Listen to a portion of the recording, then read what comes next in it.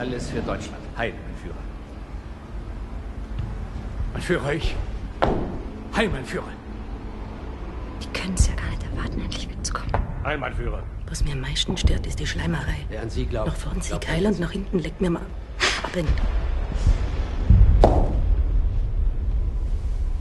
Mein Führer, ich flehe Sie an, verlassen Sie Berlin. Noch ist es nicht zu spät. Zu spät? Hebel, kommen Sie doch mal hier, bitte. Mein lieber Hebel, Sie sind doch auch der Ansicht, wir sollten Fühlung aufnehmen mit den Alliierten. Politik machen. Ja, in der Tat.